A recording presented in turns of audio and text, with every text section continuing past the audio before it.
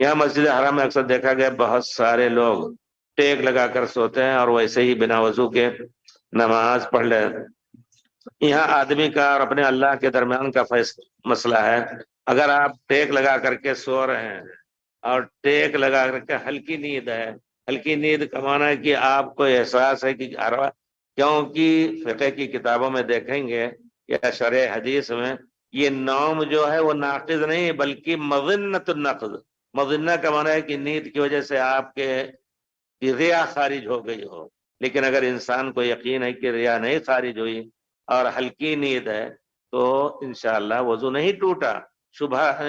سو گئے تھے۔ لیکن گہری نیند ہے چلتے ہوئے بھی، ٹیک لگا کر کے نہیں، بہت سے لوگ چلتے ہیں اور گہری نیند سو لیتے ہیں۔ وہ بھی کل پرسوں ایک بچے کا قصہ ہے، باپ بیچارہ مار مار کر کے اس کو دیر سے سویا تھا۔ آج کل تو مسائل مشکل ہیں، باپ نے مار کر کے فجر کے لیے اس کو اٹھایا اور قسم کھا کر کے اس کی ماں کہہ رہی تھی، کل ہی کی بات ہے، کہہ رہی ہے کہ اس بچے کو ہوش نہیں، مسجد گیا، جب امام نے سلام پھیرا تب اس کو ہوش آیا کہ ہم صلاۃ میں ہیں۔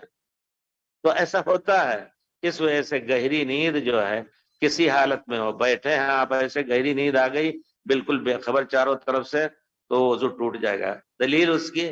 حضرت صحابہ کرام کہتے ہیں کننا ننتظر العشاء، رسول کے ساتھ عشاء کی صلاۃ کا انتظار کرتے تھے، ونحن فی الصفوف وکانت تخفق رؤوسنا، ہمارے سر جو ہے نیند سے دائیں بائیں لڑکتے رہتے تھے۔ فلما جاء رسول اللہ صلی اللہ علیہ وسلم قمنا وصلینا ولم نتوضا، وضو ہم نہیں کرتے تھے، لیکن اگر اسی میں سے کسی کو شبہ ہوا کہ نہیں ریا خارج ہو گئی ہوگی یا ایسا گہری نیند سو گیا کہ خبر نہیں، تو جا کر کے وہی میں نے کہا اللہ اور اس کے درمیان کا جا کر کے وضو کر کے آ کر کے صلاۃ پڑھے۔